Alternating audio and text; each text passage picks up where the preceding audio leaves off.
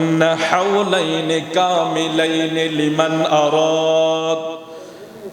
لمن أراد أن يتم الرضاعة وعلى المولود له رزقهن وكسوتهن بالمعروف। সর্বপ্রথম সন্তানদের ব্যাপারে যে উপদেশ আমাদের কাছে আসতেছে, আল্লাহ বলেন মায়েরা তাদের সন্তানদেরকে পূর্ণ 2 বৎসর দুধ পান করাবে। এই হুকুমটা কার বাবা? জোরে বলুন কার? এগুলি মা বাবাদেরকে তালিম দিবেন। যা সন্তান মা থেকে, মায়ের মায়া থেকে দূর হওয়ার একটা প্রধান কারণ হলো আল্লাহ বলেছেন মায়ের বুকের দুধ খাওয়ানোর জন্য। আর আমরা যখন প্রক্রিয়া করি বা বর্তমান সময়ে বিভিন্ন চিন্তা ভাবনা করে অসুস্থ হইলে এটা আল্লাহ তো দেখবে অসুস্থ হইলে, কিন্তু অসুস্থ না হওয়ার পরেও অনেকে অন্যভাবে চিন্তা করে যে না আমি খাওয়াবো না, আমার এখন তো অনেক কিছু পাওয়া যায় বাজারে, জিরো বয়সেতে সব কিছুই পাওয়া যায়। এইটা যখন আমরা করি তখন কি হয় জানেন? ওই যে ছেলে এবং মায়ের ভিতরে যে একটা মহব্বত জাগ্রত হইতো, প্রথমে ওই জিনিসটা থেকে আমরা কেটে দেই। যখন একটা সন্তানকে পূর্ণ 2 বছর দুধ পালন করানোর কথা, আমরা সেখান থেকে কেটে পড়লাম, আমরা সেটা করলাম না, একটা উসিলা দিলাম অথবা যেভাবে হোক আমরা পান করাইলাম না, আমরা সেখান থেকে কেটে পড়লাম, অন্য কিছু খাওয়াইয়া বাচ্চাটাকে মানুষ করলাম।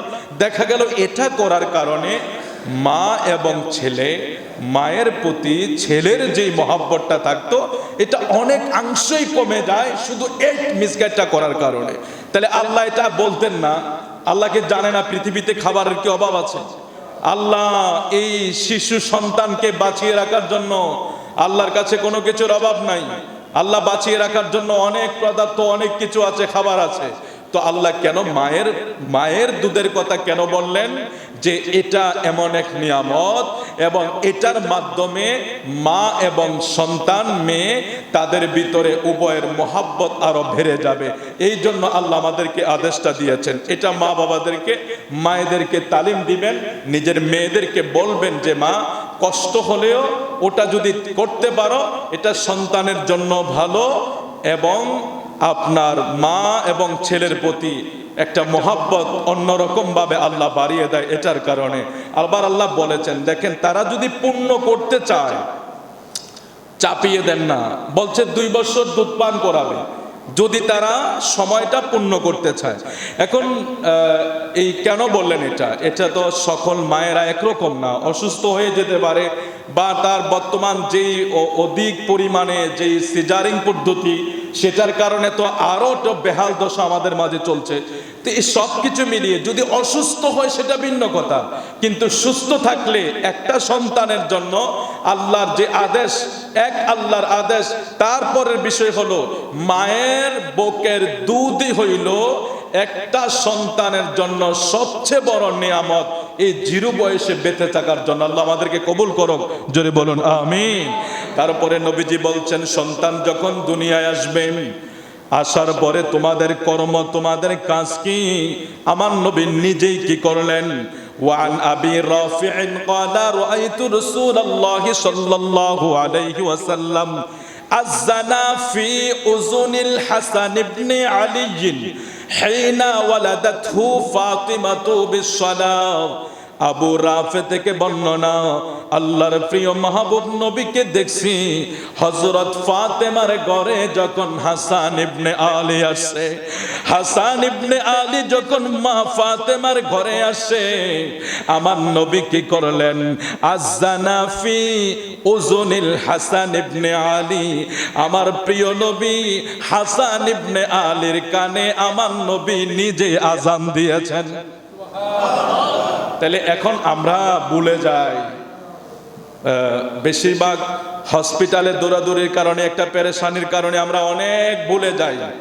যদিও বলবেন আমরা তো দেখি কিছু পরিস্থিতি অনেকেই মনে থাকে না। তাহলে আমার নবীর দেখানো পথে যদি সন্তানরা প্রথম থেকে শুরু না করতে পারেন, তাহলে আমি কিভাবে আশা করব সে আমার এক সময় আমার খেদমত করবে, সে এক সময় আমাকে দেখবে বা আমার হয়ে চলবে, এটা সম্ভব হবে না। তাহলে আমরা আমার সন্তানকে আমার মতো করতে হলে, সে আমাকে দেখাশোনা করবে সেভাবে তৈরি করতে হলে এই আমার নবীর দেখানো পথগুলি মানতে হবে। তাহলে আমার নবী প্রথম কি করলেন? হাসান ইবনে আলী যখন দুনিয়ায় আসলো, নবী নিজেই হাসান ইবনে আলীর কানে আজান দিলেন। আমার নবী আজান দিলেন যেভাবে আজানের ন্যায় আজান, অর্থাৎ যেভাবে আমরা মসজিদে আজান দেই সে আজানের ন্যায় নবী হাসান ইবনে আলীর কানে আজান দিলেন। তারপরে নবীজি ফরমান, ওয়ান হাফসাতা বিনতে আব্দুর রহমান আন্না আয়েশাতা আখবারাতহা আন্না রাসূলুল্লাহ সাল্লাল্লাহু আলাইহি ওয়াসাল্লাম আমারহুমা আনিল গুলামি শাতানি মুকাফিআতানি ওয়া আনিল জারিয়া রাওয়াহু তিরমিজি। হাফসা বিনতে আব্দুর রহমান থেকে বর্ণনা, আম্মা জান আয়েশা তাকে সংবাদ দিয়েছেন যে রাসূল সাল্লাল্লাহু আলাইহি ওয়াসাল্লাম তাদেরকে পুত্র সন্তানের পক্ষ হতে সমবয়সী 1 বছরের 2টি বকরি কুরবান করলেন, কন্যা সন্তানের পক্ষ হতে 1টি। তাহলে আকিকার পদ্ধতি আমার নবী থেকে শুরু হয়ে গেছে। আকিকা দেওয়ার পদ্ধতি আমার নবী হতে শুরু হয়ে গিয়েছে। যেহেতু কোরবানি চলে আসতেছে, সেখানে একটা মাসালা বুঝার বিষয় আছে। তাহলে আকিকাটা আমার নবী ছেলের পক্ষে কয়টা দিতেন? 2টা, মেয়ের পক্ষে দিতেন 1টা। ছেলের পক্ষে দিতেন 2টা বকরি, মেয়ের পক্ষে দিতেন 1টা বকরি। এখন এই আকিকাটা কোরবানির সাথেও দেওয়া যায়। কেউ যদি অনেকে 7 দিনের দিনে দেওয়ার কথা, আপনি 7 দিনের দিনে আকিকাটা দেওয়া উত্তম। যদি না দিতে পারে, এটা এমন কোনো বাধ্যবাধকতা নাই, কারণ সবার কাছে যে ওই সময় আকিকা দেওয়ার মতো তৌফিক থাকবে সেটাও তো না। এই জন্য ইসলাম কেয়াস, এজমা, উলামায়ে এজমা এবং মুজতাহিদ আলেমদের যে ফতোয়া, এটা আমাদের জন্য অত্যন্ত গুরুত্বপূর্ণ একটা বিষয়। কারণ ইসলাম কখনো কোনো বিষয় কারো উপর চাপিয়ে দেয় না। একটা সন্তান 7 দিনের সময় কয়টা ফ্যামিলি আছে এই টাইমে আকিকা দিতে পারবে? অনেকেই তো নাই। তাহলে আমি যদি এটা তার উপর ওয়াজিব করে দেই, এভাবে আমি বলি যে না ওই দিন আকিকা দিতে হবে, না দিলে হবে না, না, এটা আমার নবীর একটা রুল। 7 দিনের মাথায় তার মাথার চুলগুলি পালাও, চুলের ওজনে কিছু টাকা পয়সা বা কিছু চাউল ফকির মিসকিনকে দিয়ে দাও, তারপরে তার একটা সুন্দর নাম রাখো, তারপরে তার নামে আকিকা করো। ছেলে হলে 2টা, মেয়ে হলে 1টা। এখন কোরবানির সাথে একটা গরুকে 60টা ভাগ করা যায়। তার মানে একটা গরু 60টা বকরির সমান, একটা গরু 60টা বকরির সমান। কেউ যদি মনে করে আমি একাই একটা কোরবানি দিচ্ছি, এখন আমার ছেলের আকিকাটা বাকি আছে, অথবা আমার মেয়ের আকিকা বাকি আছে, বা পরিবারের কেউ বাকি আছে, আপনি যদি কোনো ছেলের নাম ওই 7টা ভাগে দেন, সেখান থেকে 2টা আকিকার নামে চলে যাবে, আর থাকবে 5টা। ওটা কোরবানির উপরে আপনি কোরবান করে দিতে পারবেন, আর 2টা আকিকার উপরে আকিকার নিয়তে কোরবানি হবে। আর আপনি যদি মনে করেন যে না আমার আরো কেউ আছে, তাহলে আপনি যদি ধরেন 2টা ছেলে দেন বা 1টা মেয়ে দেন, 2 ছেলে দিলে 4 ভাগ হবে, 1টা ছেলে হলে 5 ভাগ হবে, আরো 2 ভাগ থাকে, সেটা আপনি কোরবানির নিয়তে দিয়ে দিতে পারেন। তারপরে কোরবানির গোশত বা আকিকার গোশত খাওয়ার বিষয়, এটা সবচেয়ে জটিল। অনেক জায়গা থেকে আমার ভাই বাবারা এখনো ফোন করে, হুজুর আকিকার গোশত কি মা বাবা খাইতে পারবে? এটা হয়তো কোন সময় জানে কে বলেছে, না আমরা শুনেছি। এটা কোরবানির গোশতটা যেরকম আমাদের কাছে, আকিকার গোশতটাও সেরকম। এটা হলো একটা জানের বদলে আমরা জান দিচ্ছি, এটা মান্নত না। 2টা জিনিস মনে রাখবেন, মান্নতের জিনিস আমরা খেতে পারবো না। মান্নতের জিনিস, যেমন আমি মান্নত করেছি যে আল্লাহ আমার ছেলেটার এই অসুখটা যদি ভালো হয়, আমি একটা বকরি দেব, তোমার রাস্তায় একটা বকরি দেবো, এটা হলো মান্নত। এই মান্নতের জিনিস, আপনি মান্নতের জিনিস তো কেউই না, এটা গরিব মিসকিন খাবে, আর অন্য কেউই না। মান্নতের যেটা, এটা শুধু গরিব মিসকিন খাবে, এতিমরা খাবে, এটা স্বাবলম্বী কেউ খেতে পারবে না। আর আকিকা যেটা সন্তান হইলে আকিকা আমরা দেই, এটা কোরবানির মতো। আপনি কোরবানি দিলে যেভাবে বাবা মাও খাইতে পারে, সবাই খাইতে পারে, আকিকা দিলেও সবাই খেতে পারবেন গোস্তটা। এটা অনেকে জিজ্ঞেস করেন, এই জন্য একটু ক্লিয়ার করে দিলাম। আর কোরবানির সাথেও দিতে পারবেন। আল্লাহ আমাদেরকে কবুল করুক, আমিন বলেন। তারপরে নবীজি বলছেন তার সুন্দর নাম রাখো। আমার নবী বলছেন তার সুন্দর নাম রাখো। ওয়াকালা রাসূলুল্লাহ সাল্লাল্লাহু আলাইহি ওয়াসাল্লাম আল গুলামু মারতাহুম বিআকিকাতিহি তুযবাউ আনহু ইয়াউমাস সাবঈ ওয়া ইউসাম্মি ওয়া ইউহলিকু রাসূ। আমার নবী আকিকার কথা বলেছেন এবং সুন্দর নাম রাখার কথা বলেছেন। নামগুলির জন্য আরেকটা অনুরোধ করি আপনাদেরকে, সাহাবায়ে কেরামের নামের সাথে মিলিয়ে নাম রাখবেন, ফাকে পাঞ্জাতনের নামের সাথে মিলিয়ে নাম রাখবেন, নবী রাসূলের নামের সাথে মিলিয়ে নাম রাখবেন। এটা নামেরও অনেক বরকত হয়। হাসরের ময়দানে যদি আপনি বরকতওয়ালা নাম যদি হয়, ধরেন এক নামে অনেক মানুষ আছে, ডাক দিলেন অমক, আব্দুর রহমান, আব্দুল্লাহ, আল্লাহ বলে ডাক দিলেন। এখন আপনি যে আব্দুল্লাহকে আল্লাহ কবুল করেছে, ওই আব্দুল্লাহর সাথে যদি আপনিও চলে যান, আল্লাহ বলবে এই বান্দা তো ভুলে চলে এসেছে, যা আমি তার নামের খাতিরে ক্ষমা করে দিলাম। এটা আল্লাহ পাক এই নামের উসিলায় অনেক মেহেরবানি করবে, আল্লাহ উসিলা টোকাবে। এই জন্য ভালো ভালো নাম রাখবেন। আমরা কি করি, একটা নাম হুজুরকে দিয়ে রাখি, অনেক লম্বা সুর একটা নাম রেখে লাস্টে ব্যাগেটে একটা নাম ঢুকাই। এটার অর্থ আমি বুঝি না। নাম যেটা ডাকা হবে। আর আরেকটা বিষয়, এখন আমি ওই দিন আমার 6 এর রেজিস্ট্রেশন করাবো, এক বাচ্চার মেয়ের নাম পুষ্প। আমি ওরে বললাম, ভাইরে সেন্টার পরীক্ষার ভিতরে বা অনেক সময় যে নামগুলি লিখতে হয়, একটু যদি ভুল হয় তোমার তো রেজাল্টই আসবে না। এই জন্য নামগুলি যত সহজ রাখা যায়। কঠিন নাম হইলে দুনিয়াও ধরা, আখিরাতেও ধরা। এখন আমরা যা রাখি আর কি, এই নামগুলি আমাদের জন্য দুনিয়াও ক্ষতি। আপনারা জিজ্ঞেস করেন আমাদের যারা টিচার আছে, আমরা যারা বাচ্চাদেরকে পড়াই বা দেখে যে এই যে নাম যদি কঠিন হয়, এগুলি তো সেখানে একটু উলট পালট হলে শেষ, আমার দুনিয়ার রেজাল্টও শেষ, আখিরাতের রেজাল্টও শেষ। এই জন্য নামগুলি রাখার ক্ষেত্রে ভালো ভালো নাম রাখবেন। আমার আল্লাহর প্রিয় নবী মাঝে মাঝে নাম চেঞ্জ করে দিতেন সাহাবায়ে কেরামদের নাম। কেন? ওই যে দেখতেন নামের অর্থ আগুন, নামের অর্থ কি জানি কয়, এই বিকৃত অর্থ। আমার নবী যখন দেখতেন নামের অর্থ বিভিন্নভাবে বিকৃত অর্থ, তখন আমার নবী এই নামগুলি চেঞ্জ করে দিতেন। নবীজি নাম সুন্দর করে রাখতেন এবং যেই নামের অর্থ ভালো। এখন যেহেতু গুগলে চার্জ দিলে অনেক নাম পাওয়া যায়, আপনারা সেখানে চার্জ দিবেন, ভালো নামের অর্থ দেখে নাম রাখবেন। আর সবচেয়ে বেশি বরকতময় হবে যদি সাহাবায়ে কেরাম, যেটা আগের দিনের মানুষ তো রেখে ফেলতো, এখনকার অনেক চিন্তা করে নতুন মডেলের নাম রাখে। সাহাবায়ে কেরামের নামের সাথে নাম রাখবেন এবং যারা ওলিয়া উলিয়াদের নামের সাথে নাম রাখবেন, ভালো হক্কানি লোকের নামের সাথে নাম রাখবেন। নামটাও যাতে আমাদের বরকতময় হয়। মুসলমানের সন্তান হিসেবে নাম যাতে মুসলমান, আমাকে নামের হিসাবেও যাতে বলতে পারে এটা মুসলমান, আল্লাহ আমাদেরকে কবুল করুক। তারপরে আমার নবী শিক্ষা ব্যবস্থাটা কিভাবে নবীজি দেখিয়ে দিয়েছেন, এটা হলো প্রাথমিক অবস্থা। একটা বাচ্চা হওয়ার পরে তার আকিকা দিবে, নাম রাখবে, চুলগুলি মুন্ডাবে, এটা হলো তার প্রাথমিক অবস্থা। মা তার 2 বছর দুধ পান করাবে।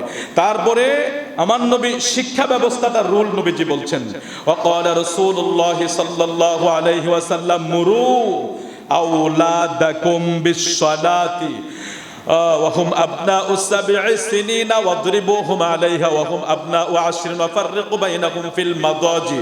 আমার নবী শিক্ষা ব্যবস্থার ব্যাপারে একটা রুল আমাদেরকে দিচ্ছেন। আমার নবী বলতেছেন, তোমাদের সন্তানের বয়স যখন, তোমরা আদেশ করো, মুরু আদেশ করো, আওলাদাকুম তোমাদের সন্তানদেরকে, বিস-সালাহ নামাজের জন্য, ওয়াহুম আবনাউ 7 সিনিন বয়স যখন 7 বছর হবে। সুবহানাল্লাহ বলেন। এই 7-এর বিষয় নিয়ে বিজ্ঞান গবেষণা করছে।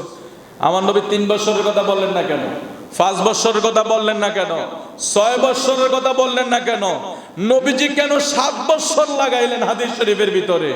আমার নবীর এই 7-এর সংখ্যা নিয়ে বিজ্ঞান গবেষণা করে দেখে, মানুষের একটা বাচ্চার ব্রেনের স্বয়ং সম্পূর্ণ কার্যক্ষমতা 6 বছর পরে 7 বছরের মাথায় তার ব্রেনের কার্যক্ষমতা শুরু হয়। এই জন্য নবী বলছেন 7 বছর বয়স থেকে তোমরা বাচ্চাকে শিক্ষা দাও। সুবহানাল্লাহ। আমার নবী 1500 আমাদেরকে কিছুদিন আগে পানি ওই যে স্যানিটাইজেশন একটা ইয়ার উপরে একটা প্রশিক্ষণ দিল আমাদেরকে, বলল যে পানি যাতে মানুষ অপচয় না করে, পানি এটা ভূগর্ভস্থের একটা বিষয়, আল্লাহ পাকের নিয়ামত। অনেক পানি আমরা অপচয় করি, যেটা অজুখানায় হোক গোসলখানায় হোক, আমরা প্রয়োজনের চেয়ে অনেক বেশি অপচয় আমরা করি, সেটা তো আর বলা ভাষা রাখে না। অজুখানার ভিতরে আমরা যখন পানি ছেড়ে দেই, আমরা তো ছেড়ে দিচ্ছি, কোথায় যাচ্ছে, মানে যদি বালতি দেওয়া হতো নিচে তাহলে বোঝা যাইতো কি পরিমাণ পানি আমরা এখানে খরচ করছি। অথচ নবীজি বলছেন, সাহাবায়ে কেরাম জিজ্ঞেস করছে, হুজুর নদীর পানিতে কি অপচয় হয়? আমার নবী বলছেন, হ্যাঁ, তুমি যদি ওটাও তোমার প্রয়োজনের চেয়ে বেশি ব্যবহার করো, সেটাও তোমার অপচয় হবে। আর যিনি অপচয় করবে তিনি শয়তানের ভাই হবে, আর শয়তানের ভাই যিনি তিনি হবে তিনি মনে আমাদের বড় আল্লাহর ওলি নাকি? আমার নবী বলছেন, যারা বেশি অপচয় করে তারা শয়তানের ভাই। তো যিনি শয়তানের ভাই ইনি বড় পাক্কা ইমানদার হয়ে যাবে। তো সেটা খেয়াল করতে হবে। আমার এটা গত জুমায় বলার কথা ছিল যে পানির ব্যাপারে কিছু কথা বলার জন্য সময় পেলে জন্য বলতে পারি নাই। পানির ব্যবহারে আমরা শুধু অজুখানায় না, বাসা বাড়িতে হতে হবে না। আমরা যেই পানিটা খাই, আমরা কি পুষ্করিণীর পানিটা খেতে পারবো? এটা কিন্তু খেয়াল রাখবেন।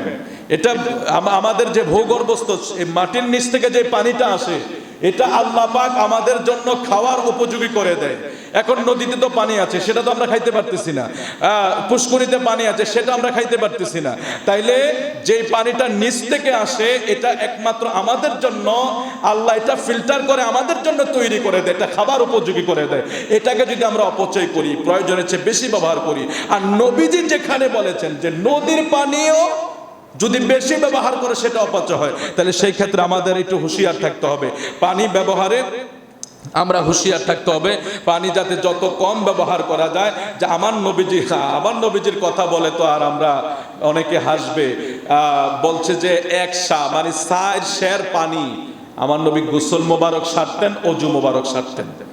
4 সের পানি মানে যেটাকে 4.5 লিটার বা 5 লিটার, হাদিস শরীফে বলা আছে 4.5 লিটার। এইরকম পানি দ্বারা আমার নবীর গোসল মোবারক অজু মোবারক সারতেন। আমার নবী কিভাবে আমাদেরকে এই নির্দেশনাগুলো দিয়েছেন যাতে পানির অপব্যবহার না হয়, এটা আমরা খেয়াল রাখতে হবে। তাহলে আমার প্রিয় মাহবুব নবী সাল্লাল্লাহু আলাইহি সাল্লাম যে নির্দেশনা দিয়েছেন, সন্তানকে সর্বপ্রথম যেটা করতে হবে, এই 7 বছর বয়সে সন্তানের ব্রেনের কার্যক্ষমতা শুরু হয়। নবীজি 1500 বছর আগে এটা বলে গেছেন। আমার নবী বলছেন, যখন বয়স 7 হবে তখন তোমরা তাকে নামাজের জন্য আদেশ করো। মুরু, তোমরা তাকে হুকুম করো, আওলাদাকুম, তোমার সন্তানকে বিসসালা, নামাজের জন্য, ওয়াহুম আবনাউস সাবঈ সিনিন, বয়স যখন 7 বছর হবে। 7 বছর বয়স যখন পার হবে, ওয়াদরিবুহুম আলাইহা ওয়াহুম আবনাউ 10, বয়স যখন 10 হয়ে যাবে, সে যদি নামাজ না পড়ে, ওয়াদরিবুহুম, তাকে প্রহার করতে হবে। এটা কি আমি বানিয়ে বলতেছি না আমার নবী বলছেন? প্রিয় নবীজির কথা, এই জন্য বলছি গুরুত্বের সাথে এগুলি শুনতে হবে। এটা আবু দাউদ শরীফে আছে এবং অনেক গুরুত্বপূর্ণ হাদিস। আজকে আমার ছেলে হাতছাড়া হয়ে যাচ্ছে, তো হাতছাড়া হবে না?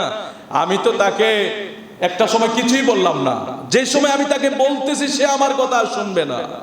যেটা কাদামাটি ওটা এক সময় যা ইচ্ছা তাই বানাইতে পারবো, আর এটা যদি শক্ত হয়ে যায় বানাইতে গেলে ভেঙে যাবে। এই জন্য নবীজির বয়স বেঁধে দিয়েছেন 7 বছর। 7 বছর থেকে তাকে আদেশ দেওয়া শুরু করো। 10 বছর বয়স যখন আবনাউ 10 বয়স যখন 10 হবে সন্তানের, তখন যদি সে নামাজ না পড়ে, অদ্রিবুহুম, তোমরা তাকে প্রহার করো, অর্থাৎ আঘাত করো, তারপরও যাতে সে নামাজটা না ছাড়ে। তাহলে এই 10 বছর বয়সে যদি আমি তাকে শাসন করা শুরু করে দেই, মসজিদের দিকে আনা শুরু করে দেই, অবশ্যই একটা সময় আমি আর তাকে বলতে হবে না, সে এমনি মসজিদের দিকে চলে আসবে, নামাজের দিকে চলে আসবে। আল্লাহ, আমরা কে কতটুকু দায়িত্ব পালন করছি এটা আল্লাহ পাক ভালো জানে। তবে আমি আমার পক্ষ থেকে বিনয়ের সাথে অনুরোধ করব, সবাই সবার জায়গা থেকে মা বাবা হিসাবে দায়িত্ব পালন করব। তারপরে নবীজি বলছেন শিক্ষা ব্যবস্থা, কোনটা নবীজি বাদ রেখেছেন? সব তো দিয়েছেন আমাদেরকে, আমরা নিতে পারি না, এরকে আমরা আমাদের মতো গড়াই। وقال رسول الله صلى الله عليه وسلم أدبوا أولادكم على 3 خصال حب نبيكم وحب أهل بيته وعلى قراءة القرآن। প্রথম নবীজি শিক্ষা দিলেন বাচ্চা ভূমিষ্ঠ হওয়ার পরে, তারপরে তার আদব আখলাক বৈশিষ্ট্যের ব্যাপারে, তারপরে শিক্ষা ব্যবস্থার ব্যাপারে। এবার নবীর শিক্ষা ব্যবস্থা, নবী কি শিক্ষা দিচ্ছেন দেখেন। নবীজি ফরমান, তোমরা তোমাদের সন্তানদেরকে 3টি বিষয় শিক্ষা দিবে।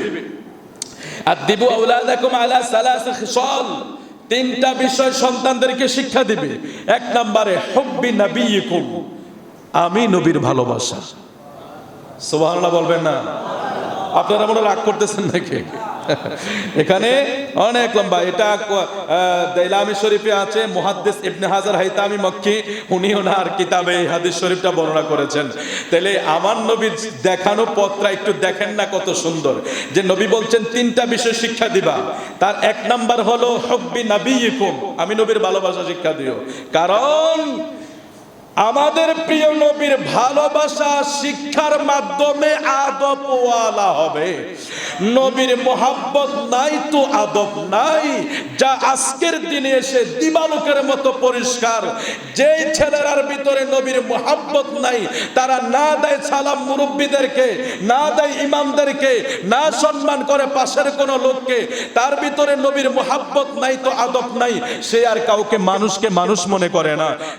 এটা বাস্তব, আমি লিখে দিতে পারবো যে এই পরিস্থিতি এখন তৈরি হচ্ছে। নবীর মোহাব্বত আমাদের অন্তর থেকে দূরে সরে দিচ্ছে একটা দল, আর আমরা দিন দিন বেয়াদব হয়ে যাচ্ছি। এখন আর মুরব্বি দেখলে সাইডে যাই না, সিগারেট হাতেই থাকে। এখন আর কাউকে সম্মান করার প্রয়োজন মনে করি না। কেন?